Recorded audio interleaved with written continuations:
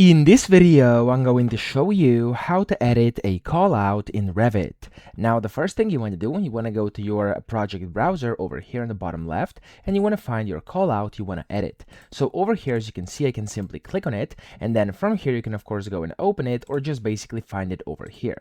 So I'm going to go and click on it because it's this callout over here. And then to actually edit this up top, you want to go to Modify and then Views, and you can click on Edit Crop over here.